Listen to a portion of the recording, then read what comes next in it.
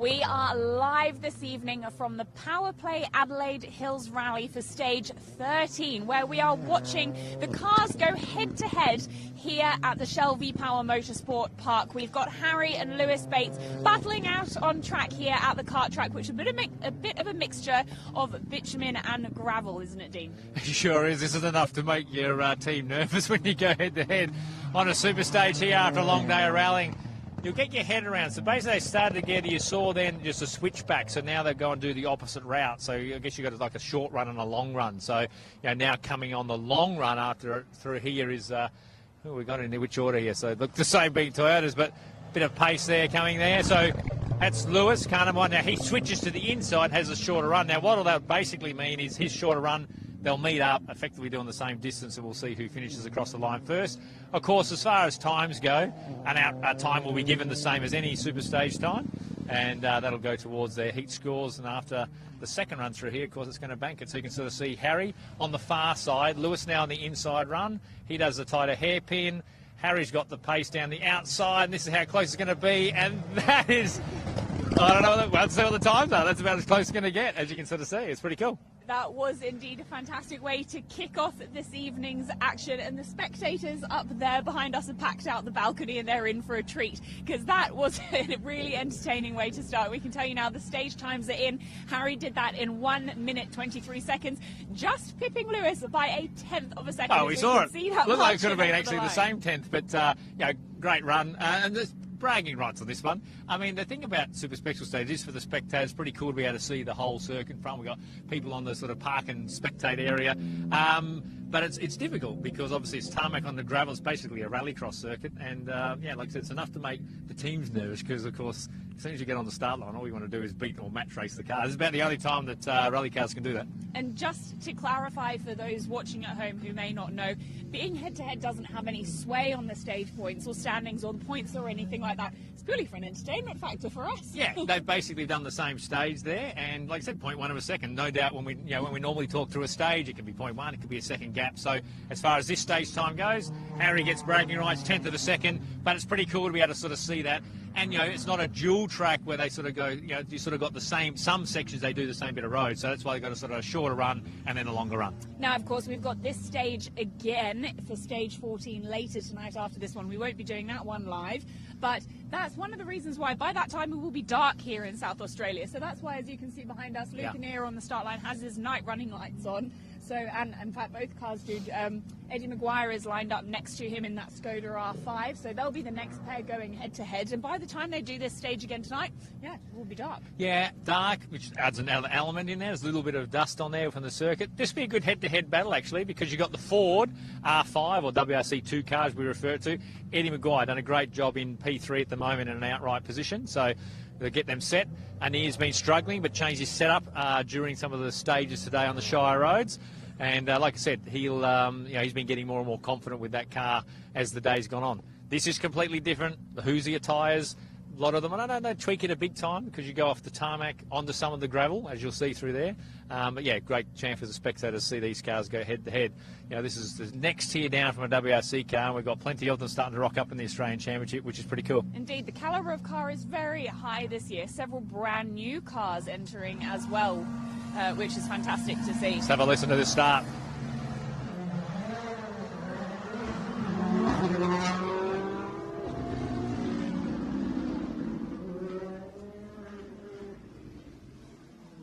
Have a look at that, and Near had it tipped in so much. It shows you how much suspension travel had. The inside rear lifted up, had the brake on so much. So the setup for me looks very gravel-like through there, and obviously on the tarmac section. So as we follow him through, he's on those tighter sections. You're going to hear the anti-lag popping in the background under brakes. Hooks in with that car really dancing around and sort of pivoting a lot more than we saw with the Toyotas. He switches now to the outside onto the dirt. This one you'll see the car sort of set up for this more, if it can sort of stay on the action with the dust. Throws in big power slide. It tightens up here as the X on the right hand and then back onto the tarmac. So you see the car much more settled on the gravel there than it was on the tarmac. Eddie switches to the inside now, so this is his run around. See the car not quite moving on the suspension, but he sort of didn't have as many dips at the corner as Luke did. Switches back now. He has to do the onto the gravel. Now, last year when we were here, we did see a few people going wrong, and I'm wondering if that's what we just saw of Eddie Maguire, because he's taken that left-hander onto the gravel twice now. Yes, well, there you go. So that is a mistake from him. So Luke in the air, he should have been on the shorter route. So you're exactly right. They've made a mistake. So as he went across there and turned left onto the gravel, he should have gone right to be on the inside run. So he's now got himself on the wrong side of the course. So a little confusion there. One of the issues with super special stages. So you can see he's probably like, oh my goodness, I think we went the wrong way there.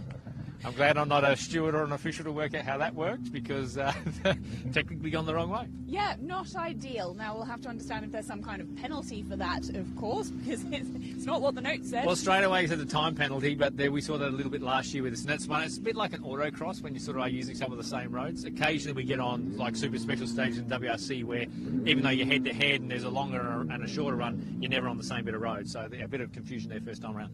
Not ideal. Again, we do have that second run this evening, so hopefully you'll get that right on the second pass through. So we can't really pay any attention to Eddie's time through there, but let's have a look what Luke Kinnear did through there.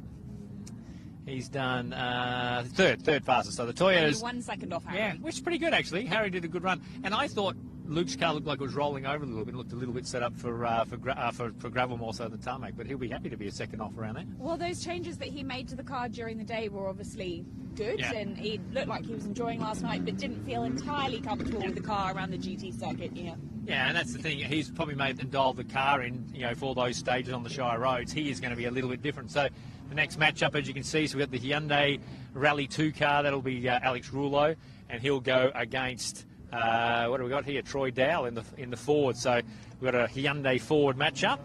Now, Troy will be interesting. Jess and I have been talking about him a little bit in regards to this style of road. He's done a lot of rallycross, which is effectively what this is, where you go from a circuit, tarmac, onto gravel and things like that. So he'll be pretty versed and pumped up to do a good job. And Alex has really loved super stages around here because he's basically done circuit racing and he's getting into rallying. So he's sort of got the right combination. So they're paired up here. We'll get them set. You'll start to hear the cars get up on their sort of launch control, get the turbo spooled up, ready to launch.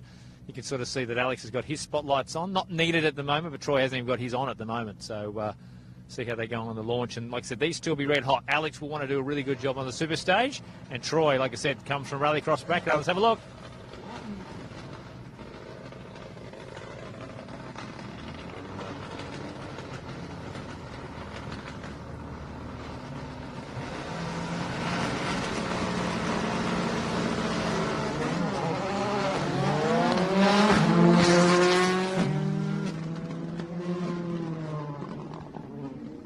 Just seems to be a Ford thing there when they take off. See the way the suspension just moves back as they sort of duck through.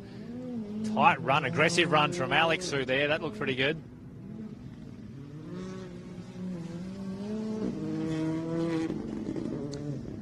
Look at that inside wheel. I think we're on the wrong car there for what we were looking at with Troy.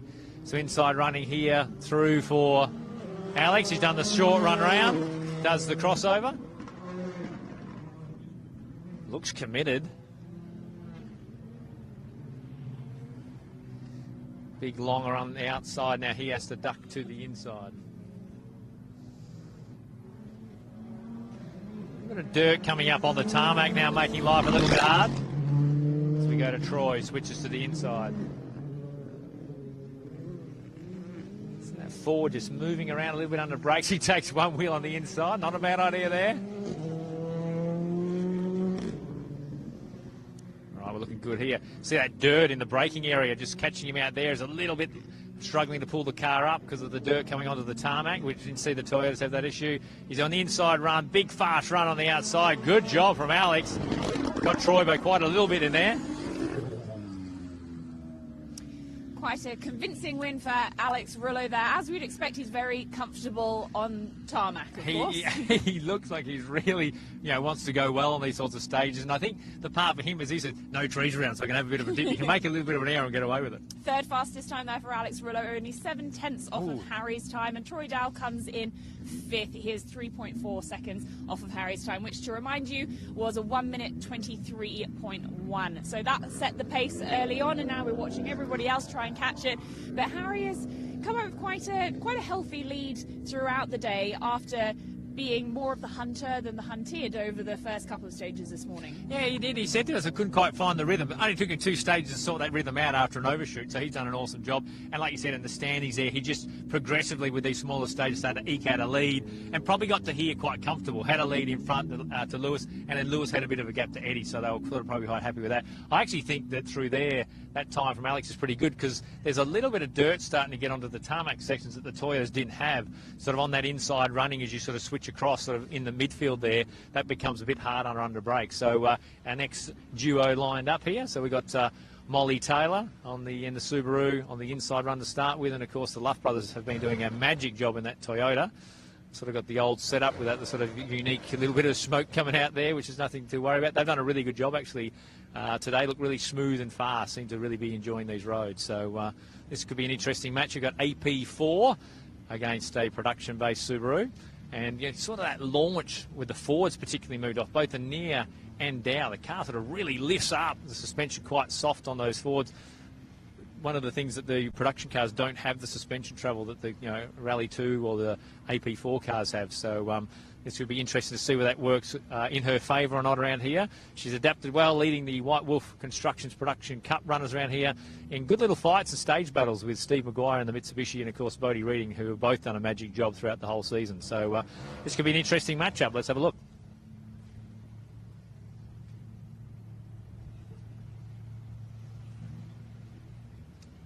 Thought they were set to go. Fast roads of Adelaide actually probably not impacting the production cars as much because you can sort of keep the speed built up. Looks like we're just about set now.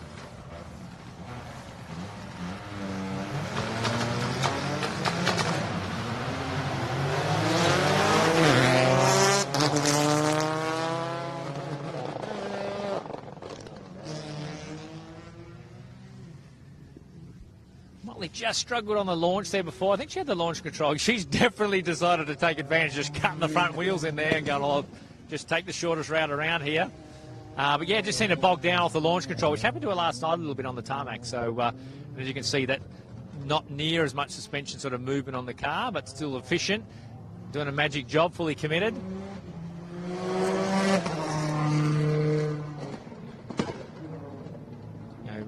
Bigger, heavier car than a Rally 2 car for the Subaru right there on the outside.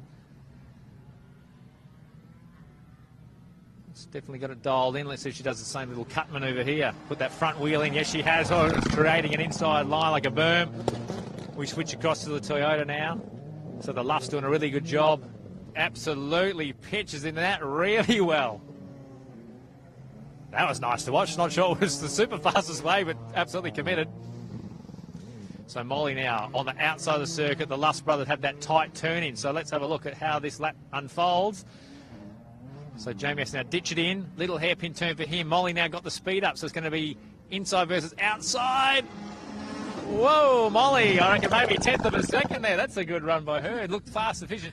Luffs look spectacular. Maybe just cost them a little bit of time, but wow, they would have had some fun around there. It did look very tidy, and that's been a bit of a theme that we've been seeing from them today on the stages that we've been out and about and able to see. Every time we've seen them, they've looked like they've been really flowing the car nicely and getting that rhythm. And yeah, that was absolutely thrilling as we see Molly just pipped the Luffs there by only. What is that? 0.4 of a second. Hey, it looked closer than that, actually. It did look closer than that. So Molly is 2.9 seconds off of Harry's time. The Luffs are just behind, 3.3 seconds behind Harry's time from that Pretty good by Molly. That's pretty efficient. She didn't look as flamboyant around there, but just being efficient, and that's sort of one of the things you have to do in a production car. It's probably not as leery, but sometimes being spectacular is not fast. It's about being accurate, and like I said, she did a really good job around there against the AP4 car. Not quite as much sideways action. Now we've got the production cup leader lining up now, Bodie Reading against Daniel Gonzalez. Of course, when you say production cup, he's done a fantastic job in the championship. Best 4 count, so he's nearly got that locked away depending how the championship falls here. An old school production car here. That car he's got's 20 years old in regard, and he's done a fantastic job. Daniel Gonzalez in the Skoda R5 car. He's obviously getting quicker and quicker each round, learning a lot. I think we spoke to him earlier today. So it was character building. Well, I use the word character. He didn't want to say it, I don't think, but he's had an interesting day. Couple of spins, which you wouldn't be too happy about. Be interested to see how he goes around here, because he does a little bit of stuff in Perth with his training around similar places, not with the tarmac crossing onto gravel, but does sort of these sort of tight technical roads. So it'll be interesting to see how he goes with that, and whether what we call the red mist comes down, and he thinks about this fight against Bodie around here. But you'd have to think the Skoda should be the short price favourite, provided Daniel can drive it in the right way. And be interested to see how Bodie tackles this stage. I don't think that's something that Bodie would be that familiar with, coming from, this is his first year of doing the ARC, so he wouldn't necessarily have done something like this with this combination of gravel and kart track, so might be very new to him. Yeah, and I don't know his background fully and what he comes from, because sometimes they can surprise you and they can do sort of little stints around the place that can sort of put them in good stead. But the way we see him out on the stage, he's uber committed, so I'm going to be interested to see where his braking points are, and he might have to do a molly and be just accurate everywhere. And sometimes these cars force you to have to just be good and committed, because he won't have the high, like the electronics to be able to help with diff technology. So you sometimes find that they make one choice and a big commitment. Let's have a look at him on the line.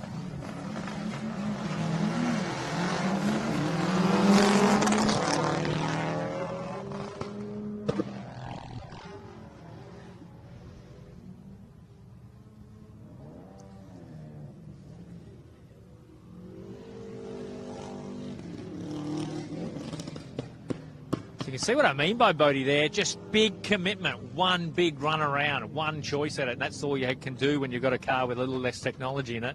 So that's a hard hairpin for most, and he doesn't have, like I said, the electronics potential in that car that some of the newer generation have, and he's doing a really good job. Let's watch him through here as he switches across onto the gravel.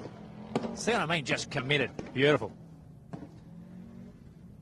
Select the right gear. Had to sort of correct it halfway through there as it went to gravel.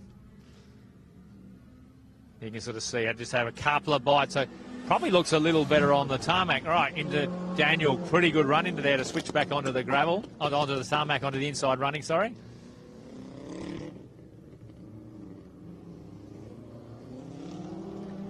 Daniel not looking too bad, so he now switches across to turn right. Like I said, a bit tricky under brakes there because it's loose, so they sort of end up washing out a little bit under brakes with those. Remember, we got gravel tyres on the tarmac and then loose stones on there.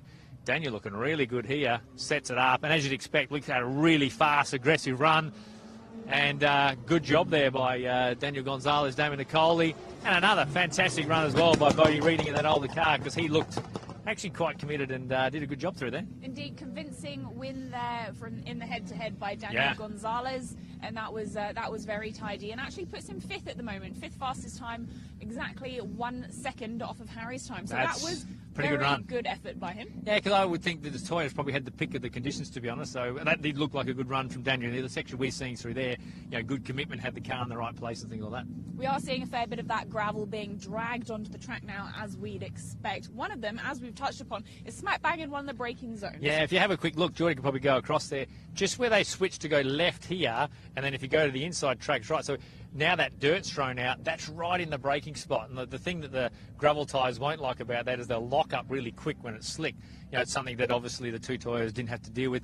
I don't expect that they'll still do a great job in the second run round here, but the sort of track evolves. But that's rallying. It's the same as being out there today. I nearly went to ask Lucanier, who's seated up probably as high as he's ever been. He's seated 4 now. He's normally sort of 6 or 7, and sometimes those road conditions, not so much in Adelaide, but in other places, can play a real part, and it sort of becomes part of what you need to get used to. Someone like Harry, who's now been first on the road a few times, it's sort of become used to road sweeping when we're out in a traditional gravel stage. Now, the tyres we saw last night that were being used here at the GT circuit were being absolutely annihilated. Luckily, they were only used for last night. They didn't have to carry those tyres forward to today. So the tyres that they've got on the cars now, have they been allowed a fresh set of tyres for these 2 stages? Yes, and what we'll do is the same. It doesn't count towards your tyre bank, so the scrutineers aren't counting it towards it. So you might find some have switched back to those. It's actually not too bad an idea to have a worn-out set of tyres. Sometimes you'll even look to buff an old rally tyre down. So, when the blocks are really sharp and the way you'd like them on gravel, on the tarmac you want the opposite. You really want them to be a bit rounded off so that you don't have as much block movement and things like that. And sometimes you'll play around a little bit with pressures, and everyone's a little different on what they think will help them out with that. So here we go. Steve Maguire on the inside running in the production Mitsubishi, and Peter Ruler on the outside in the Hyundai R5. So Pete's decided to go full light so far. Stephen's totally forgotten about it. You can obviously see where he's going. And as you said earlier on, oh, you spots on now, but he had them mainly ready for the next run around. Let's see him off the line here.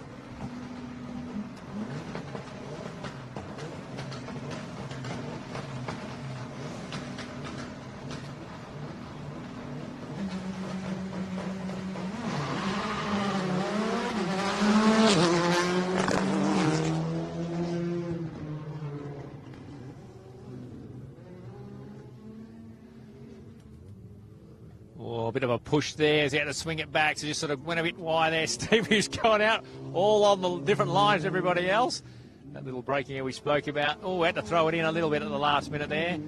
Almost had a bit of a Scandinavian flick going on there, didn't he? Yeah, he sort of got it quite. But that's the thing, you have to adapt to what the car does. That's sort of, I guess, the driving by the seat of the pants. He just doesn't seem to be able to quite hook it up. Someone like Bodie was sort of just looked a little neater. Doesn't mean he won't be fast, but he's having to really catch the car on the run through here. Let's have a look at him on the gravel. As we go across. Not too bad there. Looks a little more comfortable out there. You know, gravel tyres on there. Just seems like the car's in one more flow, and as this tightens up, he's in the right spot. Well, Pete a little bit squirmy under brakes there, not fully committed as he changed lanes. It's sort of hard to go from that outside to inside, and he's having a couple of bites at it. Looks a little nicer now. Okay, does the switch back now. So he's on the inside run, stays on tarmac, and then has to deal with that little tight hairpin. So Stephen, who got he got jumped on the start line by Pete, he's gone right around the outside. Looks like Pete has done a good job through here.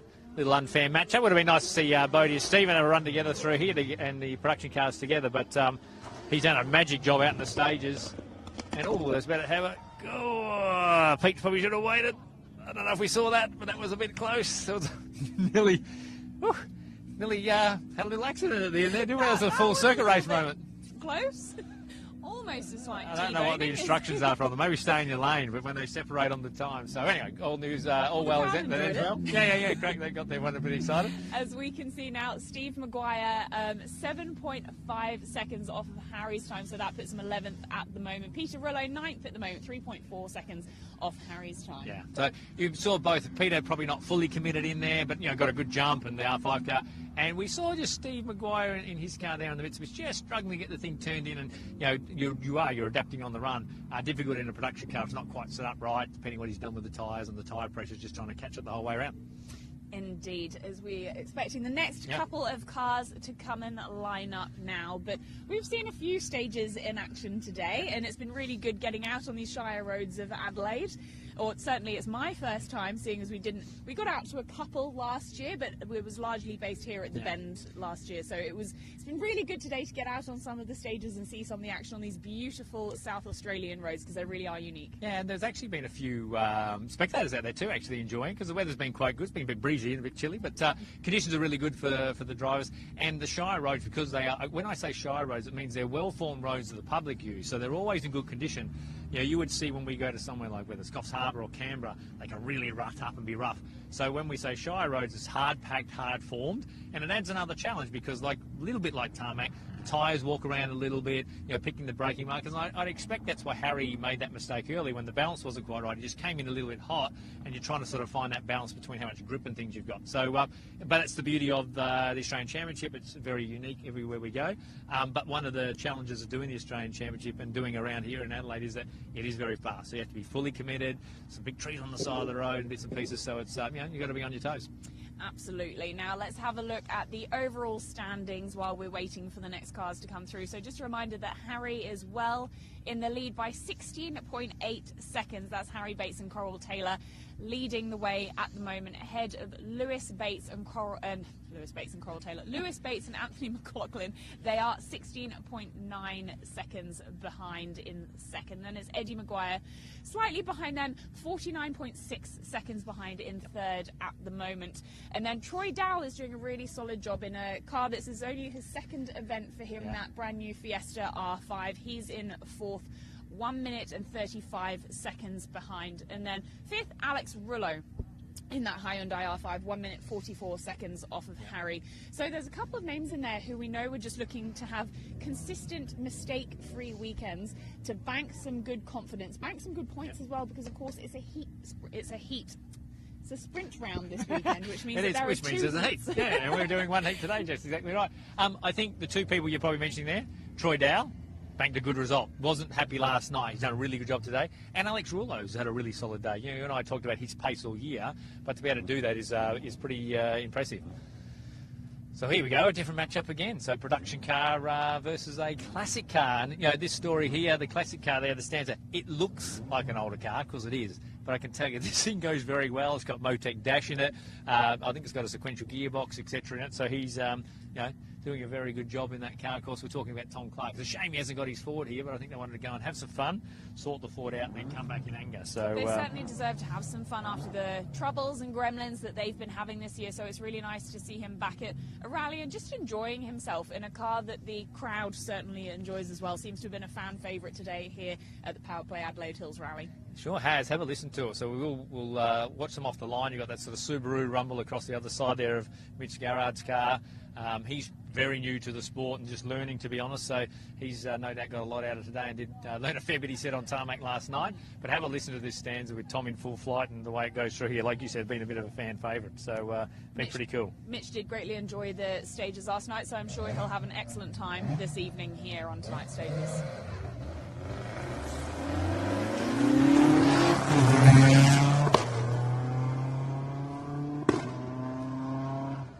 Listen to it popping under the shift. You won't be happy with the start he got, but at least sounds cool on the upshifts.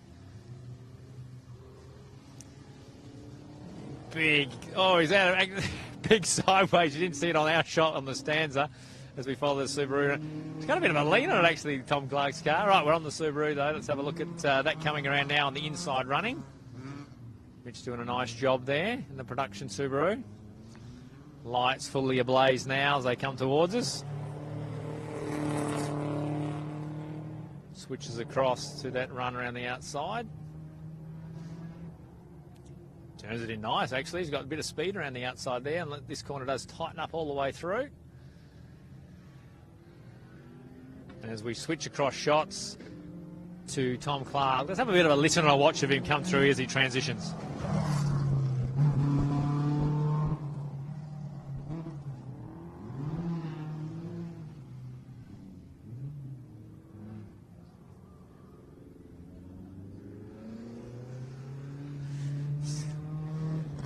Got a lot of body roll on that, and remember, two-wheel drive, of course, his machine. So struggling with the traction, got to try and get it turned in.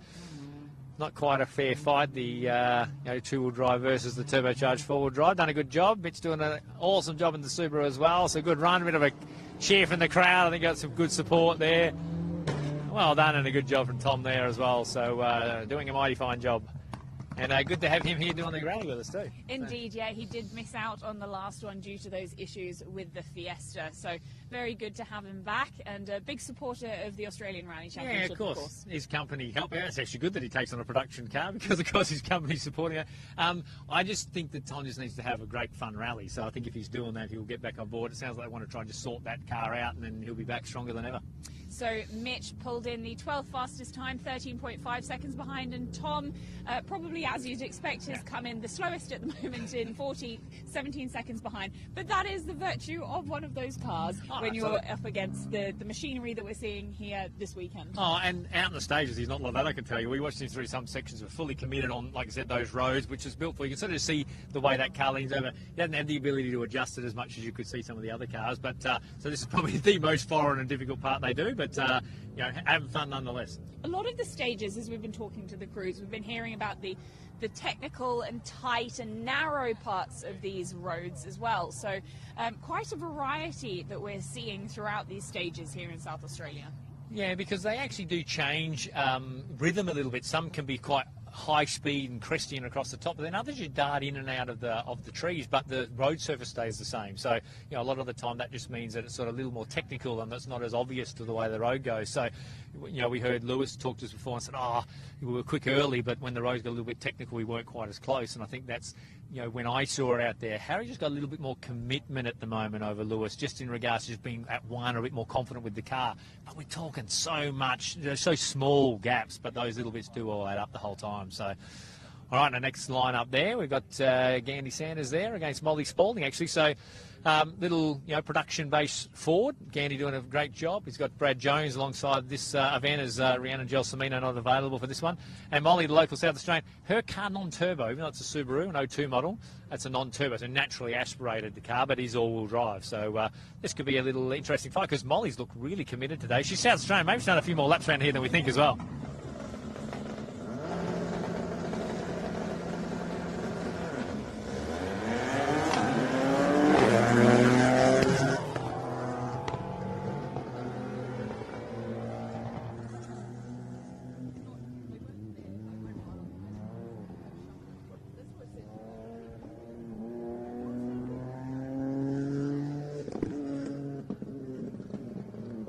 Andy doing a great job joining us in the Australian Championship. He'll be learning a lot with all these changes and rallies.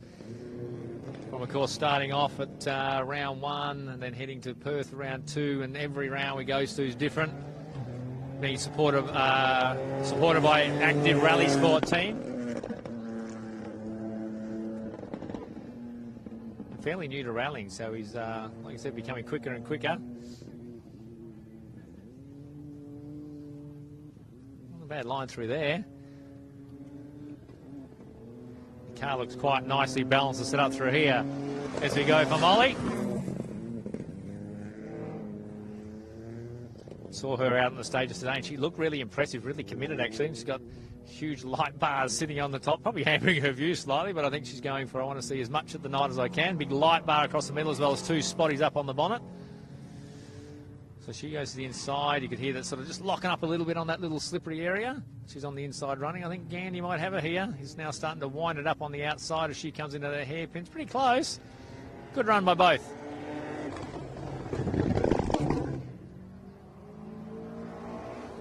Good job. And, of course, turbocharged car versus non-turbocharged car. So, obviously, Molly, slight disadvantage in that regard, but both a good job there, solid. No, very nice runs from them both, and we imagine that they'll only get faster as they take on this stage again later tonight. You're always an expert when you've done a run, so you're always going to have another bank you can improve, hopefully.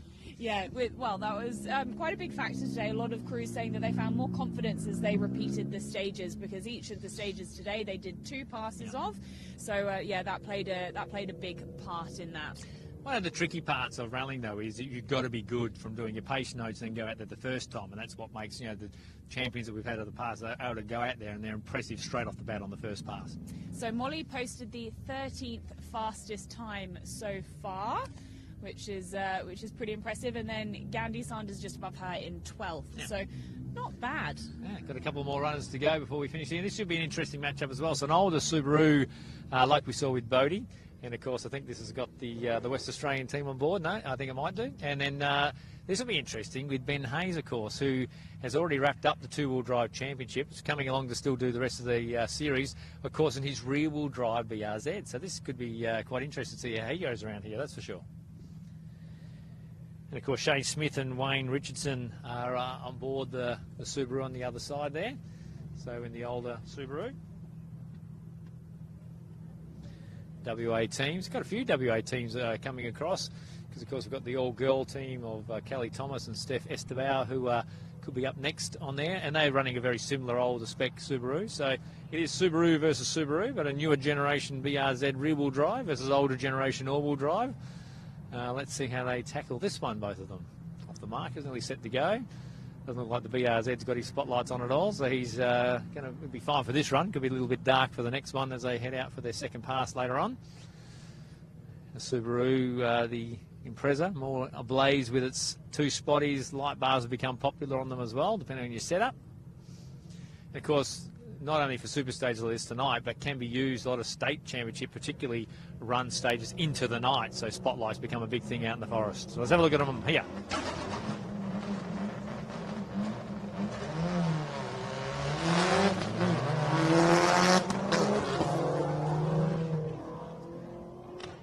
The WX on the inside there, turbocharged, the BRZ naturally aspirated rear-wheel drive.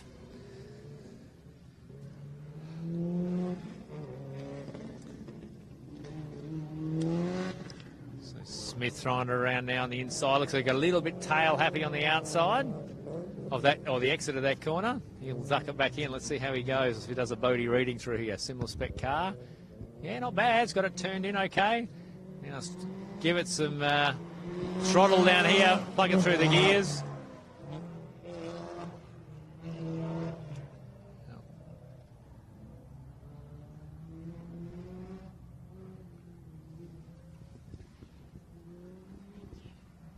Bad run through there, didn't quite have it lined up perfectly on the exit there, just a little bit of push of understeer. You come around, here's a switch back to the gravel there, and of course, BRZ seems to be in a limp mode of some description there, so it's definitely going slow, or just making sure going the right way. Maybe it's just making sure, like I said, depending on the wrecking and stuff, now he's getting into it, so might have just making sure he's in the right part of the road and the track. Of course, Ben and Kathy, former champions in the that's what I think they're just a bit confused. They should have gone left there, so they've gone back to the no, they've gone the right way. I'll be quiet now. Sorry, Kathy.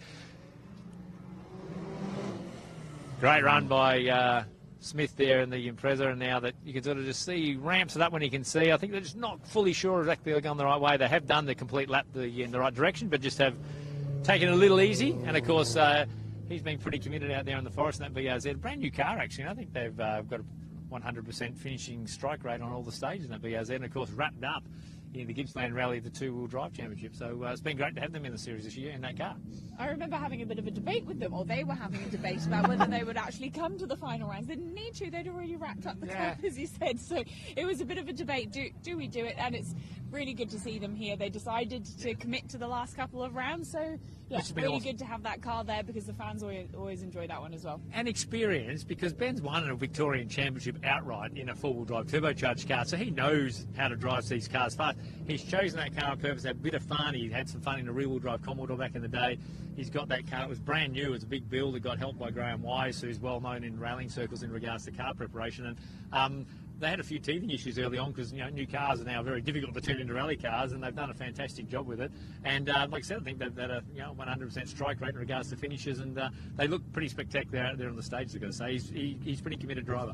It's always a family affair with them as well. Bring the whole family to the track in their RV, so they certainly enjoy their rallying. No, you're right. It's like a full American spec. Bring your RV out and go and do the events and tow the rally car behind. It's pretty cool.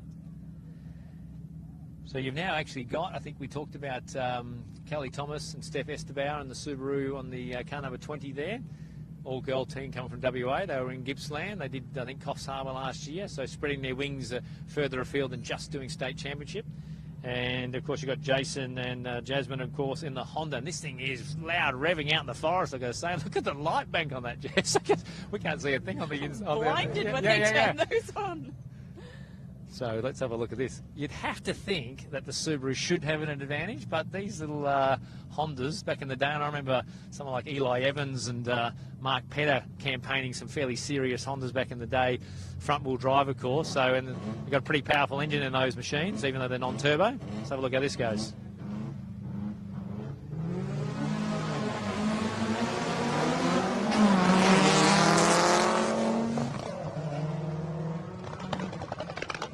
We couldn't see it coming towards us. I think it got the jump off the line, and then the Subaru was just starting to get it back. But so Kelly on the inside now. She was pretty committed out there in the forest today. Oh, she's coming hot. Good job. Wow. Did a good job to get that turn in. I thought she was going to miss that. All the full tarmac run on the inside. This hairpin's difficult for them to get around before the barriers. Oh, yeah, she's got pretty good commitment. So she's going to come from that inside, switch it to the outside and head onto the gravel. That's a lot of anti-lag in that car. That's the popping and banging you can hear off throttle, trying to keep the turbo spooled up. But seems to suit her committed style. A lot of dust, so she's a little outside, so she's got full commitment in there. Back onto this bit of tarmac. Let's go for the gravel run. The Honda goes to the inside now. Have a listen to this thing as it gets, if it can get up on revs.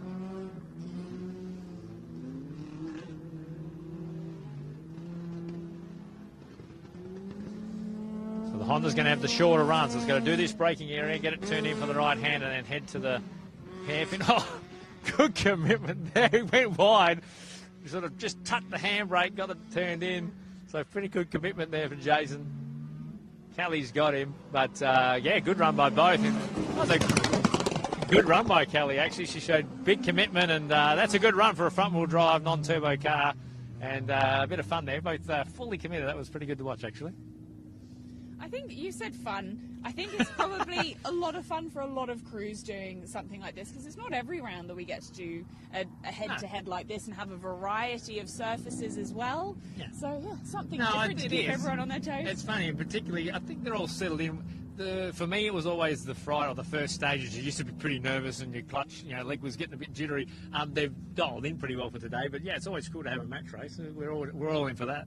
Yeah, absolutely. So the crowd here at the Bend this weekend is being treated to plenty of action, both on track and in the forest. So there's so much to watch going on here in South Australia. It's actually a pretty cool venue, even from where we're watching here. If you sort of spin around to the left there, you can actually see the Bend, the big sort of archway there. That's the main straight actually heading down there. So, in this complex, you've got this rallycross circuit, the main circuit itself. We're actually, Service Park is on the skid pan area. And, we even do some stages on a four-wheel drive track, and that's where our power stage on the Bend Motorsport Circuit. So it's an amazing complex here in South Australia. They've done an amazing job. And the service park is looking really impressive, I must say. There are some serious trucks in there. So as you roll in, seeing the whole service park set up there, it's really impressive to have the Australian Rally Championship presence here this weekend. So well represented by some teams who are really stepping up the mark in terms of presentation and bringing their best to the service park and the rallies each and every round. Well, it does, because the actual, of course, this weekend is the Shannon's Trophy Series, so there's lots of category going on the track as well. So you sort of, if you're a motorsport fan, this is the place to be. So you've got, prototype series here, Porsche Sprint Challenges on, Mark Cars, Radical Cups, which we've seen sort of do throughout the series. So there's some amazing categories here racing. Tomorrow particularly is sort of a lot of the race day on, and then rallying on the other side, our Aero Power Stage in the afternoon. So if you're a motorsport fan, get on down here, because like I said, we've got super stages tonight, and then more racing tomorrow. Of course, you can watch all that with us, Jess, live and free on 7 Plus tomorrow, which is cool. Good way to end our... It's going to be interesting to see how the bases go, actually, on that one, because it's head-to-head. We've been doing head-to-head the whole weekend.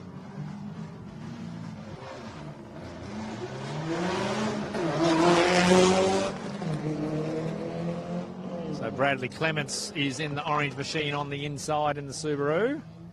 He's got Naomi Tillett on... very experienced co-driver on board in the passenger seat there.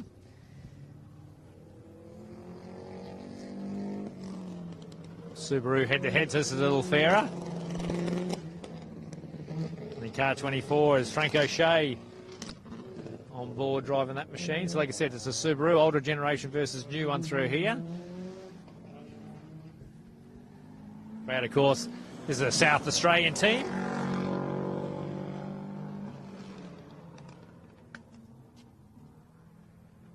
Versus the WA team, so there's a little bit of state of origin happening here. Pretty committed around the outside there. Goodness me, that's a good run through there. That's pretty quick. Look at the commitment there. Oh, right out wide. Catches it. Right as we switched across to Frank on the inside. He's going to get that GD version Subaru turned in. They're both having a crack around here.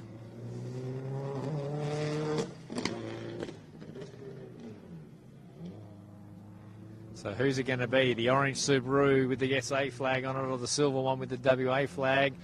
Around the outside, this could be quite close, because of course the outside run has the extra run onto the stage, so they catch him, but WA gets it, although they've got Irish flags. We have a lot of Irish people running in the West Australian Championship, so we'll take it as a WA win there.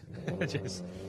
Irish flag, WA flag? No, well, there's an Irish flag on it, but they're from WA, so I'm saying we'll claim it. But I said we've got a lot of Irish in the West Australian Championship, would you believe? Well, that was a very close head-to-head. That was a really good one to watch as well. Yeah, that was good fun. And the thing was, there was actually good commitment on here. I think they have a bit of fun, particularly if your tyre banks, I think in the past, sometimes when you're being a bit careful, depending where you are, because you go, well, I don't want to just go and torch my tyres around here because I've got to use them tomorrow in the championship. Particularly like production. Remember, outright gets 16 for a weekend, production only get 12. So I think, maybe one of the good calls is that with the tyres not counting here, it means they can have a bit of fun and not have to worry about it. Always good. Nobody likes having to worry about tyres. You just want to go out there and have as much fun as possible. We actually saw a few crews this morning when we caught up with them at remote service, switching their front tyres and their rear tyres, because that seemed to be the best strategy for tyre life along those stages. Yeah, and particularly when you've got quite a few chances in service. So because you've got 16, how do you best use them? It's not unusual that even sometimes if you had a lot of stages before service, that the crew, because once you're outside of service areas, the crew in the car have to do the work on the car only, and it's not unusual for teams to do front to backs depending on your tyre bank and things. So because you want the best tyre on the front, you turn in tyre,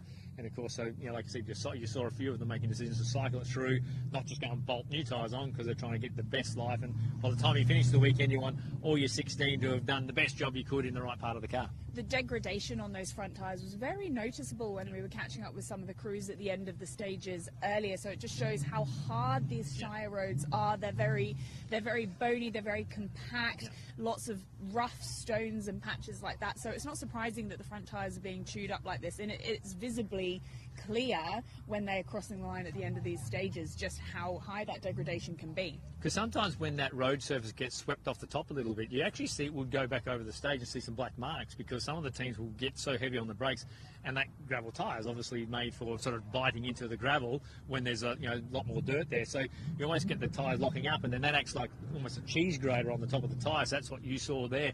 Particularly get that turn in, when you got the car's turn in, it's sort of grating the tyre across the sort of from the outside to the inside, but also the braking blocks get a bit of a hard time as the road gets swept and stuff like that. So, second pass, and if you're a bit further down the field, some of it can be, to stay on line, you've got some really good ability to get traction and stuff, because it's so hard packed. But one of the issues then is that if you get offline, it's a bit like when we watch circuit racing, you guys talk about marbles on the outside and how slick it is. That's what happens here. So, on these corners there, you saw a couple of people who get really committed. They start then swinging out a little further because they've now got into loose stuff, and you sort of then find yourself to go, wow, it's now really slippery offline. So now I've got a Soul car lining up behind us. Don't know if they're being they're probably someone. likely to win then, aren't they? So this is got good odds there. I would take those odds. I'm not a gambler by any means, but I would take those odds of this. I think this could be this guy having another a WA team. See, so we've all come across from West Australia. So Declan on board, doing a good job in the championship. He's got the the GR Subaru, so the hatch version, and does some of the West Australian Championship. So. He would be a bit disappointed. He would love to match race somebody, no doubt. But obviously we're getting to the back part of the Australian Championship field. There's obviously the SA series going on at the same time through there. So sometimes there's a small gap before the South Australian teams get to do their runs on the stages and things. So if he is going to be the sole runner out there, and you can sort of see that DCL support on board. They are on a few of the cars. They sort of travel with the Thomas team. So when I keep saying the West Australians, a lot of them can travelling together. Unfortunately, we lost Kevin McGurr, who runs a Subaru, an Irish chap from Perth, who I think had an accident earlier on. They're both okay, which is awesome. But so great that we see lots of people stepping up into the Australian Championship away from their state series, and particularly from something like West Australia, where it's a fair way to travel. This is the closest destination, I guess, for South Australia, but Service Park full of different people and some of the privateer teams, not just the works teams, coming out here to have a run. Yes, it was a stage 9 incident for Kevin McGurr, I believe. That we lost that crew on stage 9. Yes. So that they got through 19 or 20 cars, I think, before unfortunately they had to call an end to that stage and give people derived times, as I remember. You're on top of it, Jess. That's what you're here for. The elbows back up. So I think we're, like I said, maybe waiting for another car to come out, potentially. The thing is, they've come out of service, so sometimes there's a small regroup, and depending how they're coming out of that forest, like you said, with a few time delays on stages, it can sort of impact things like this super stage, because obviously you're sort of waiting through for cars to come. So we might be sort of getting to the sort of back end of them coming out of service, and we still have to use our check-in and check-out procedures as part of that. So all part of what we do to make sure that we're on track and on time for the sport, and should be an interesting end to this heat as we go through.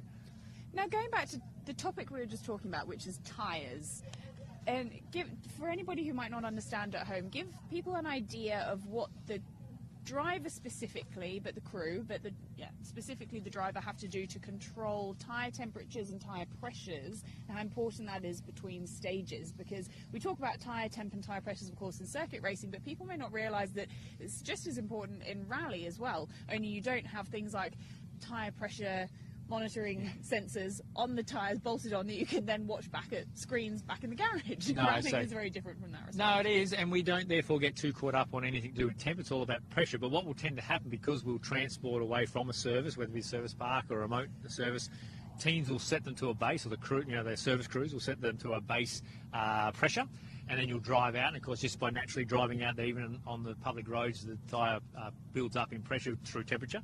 And then at the start, you'll have what you'll want to sort of let them down to, and aiming for an optimum hot or in-stage temperature. So it's not so much impacted by the outside ambient temperature. It's more about what the road's going to do to the tyre. Around here, they will generate quite a bit of heat in them, and that's what you'll run with. And then you're trying to run for an ideal hot temp. So they head off in a little bit of a smoky hatch around here. Send the West Australian team. They'll definitely win this run around. So, yeah, you're aiming for a hot temp, and normally, there's a window that you're aiming into. You want to actually check them between stages to make sure you're getting as close to that as you can. So, it starts on the tarmac, runs all the way around on the inside here. So you're sort of it's actually way more tight and technical there. Sort of goes left and right through the barriers. It's sort of a bit deceptive from where we are. And then, of course, that tight right-hander onto the main straight again. So they start to build up a little bit of speed, switch to the outside. It's a pretty good run across as they go into the outside. Let it drift out. We see some of the ARC teams being really committed into that corner. Look at that. That's a pretty good run around there, though, I've got to say. Well done. I think that's a spectacular shot Yeah, coming across there with the headlights and the dust and the bend sign in the background. It's quite picturesque. Yeah, that looked pretty good, actually. And maybe a little bit more at home in the setup there on the gravel than maybe the tarmac, but nice and committed. So then does a bit more of a run around here. Now it's tarmac all the way on the outside and run around to the end there. So right on. It's actually quite dark here. I don't know what the camera looks like on the vision that you're seeing, but it's still pretty good. You can sort of see, but you saw, like I said, you had to, because we've left the service park, there's no ability to put the tyres on. The lights on later. You had to put on now. So a lot of the teams sporting their spotlights. And although they have the spotlights on that machine, they didn't even have them turned on. So there you go. Didn't even need them. So when you can see, it sometimes happens you get quite nervous in the lead up that you're actually sitting on the start line and forget to turn the spotlights on. You don't do that in the forest because you can't visibly see. But sometimes that does happen on the super stages. Yeah, no, there are floodlights here, but they haven't been turned on, so the crews will be facing pretty much complete no one's paid the power bill. Yeah, when they're running through this for the last time. Actually, it does have lights around here. Why do we not have the lights turned on? Maybe it was a special request so we can use the spotlights. So we've all got the investment done. That car a little bit smoky actually on the way out there. So a little turbo seal or something like that on that car. So hopefully that's not a permanent issue. Maybe able to have a look at that in service. Hopefully it's just a bit of an oil leak or something like that they can fix, but otherwise that could be a bit difficult for them tomorrow. Got one of the classic cars lining up now. Now this is hopefully now this could be a good matchup. I don't know if it's a fair fight in regards to the machinery, but it's a fair fight in the fact that they're classic cars. Both, I couldn't see through the night lights. But they're both classics, and the good news is that it's father and son. And both classics. These guys uber committed, done the championship the whole time through. So this should be a pretty good run between the Thompsons. Of course, you've got Dave Thompson in the Mazda, the Rotary, and Ivan in the big Ford. That looks like it's sporting a little bit of damage from today. So maybe he's had a bit of an off at some point. So front left of the car, missing a headlight, missing a bit of the front bumper. So you've got Dave Thompson and Matthew Sanders, who have taken a couple of wins in the Classic. Ivan showed speed. He's got Craig Sheehan on board with him in this round. That's the Ford Falcon XT. Now, both these guys like hamming it up. So this could be interesting. Who's going to go for the win? Who's hamming it up? Clearly, Ivan's got the game face on because he's got the lights on. Tomo in the Mazda doesn't have any lights on at the moment. We did see last night David going for a bit of a spin at the end in his first run through the GT circuit. Well, he didn't care about tyres, and after you said he went across the flying finish, he actually did a big donut in front of everybody. So the crowd standing on the balcony at the hotel had an excellent show when he performed some fairly decent burnouts there with plenty of smoke and plenty of entertainment. So Rotary Mazda here on that inside run, and the big forward on the outside. This could be interesting.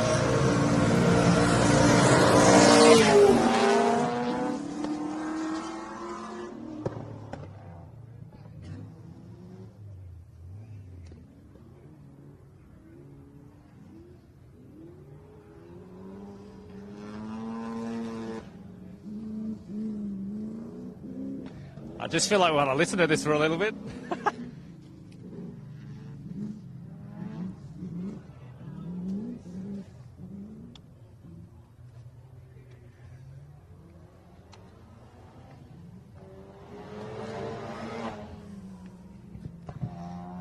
Falls flame from Tomo. Tomo's looking eyes on here a little bit.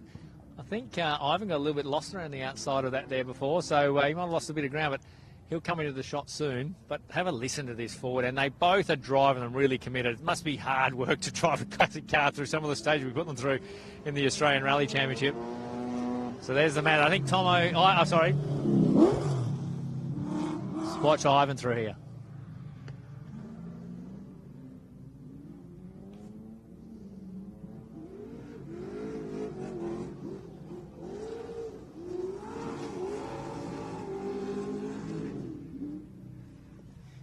Oh, he's gone off. I've got to say, I think you're supposed to turn right there. I think you wanted to have the thing locked up.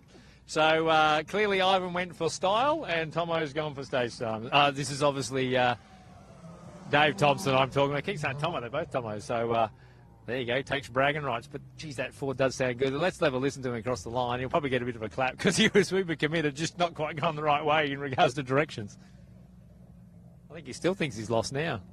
Yeah, because he should have been on the inside. He actually went so wide, he's ended up on the outside. So you get a pit lane penalty for that, do you, Jess? Yeah, you would think so. It's not the ideal. There you go. He's getting the clap. Everyone appreciates the effort. He'll be able to crack that for the next run through. Put your hands together, everyone.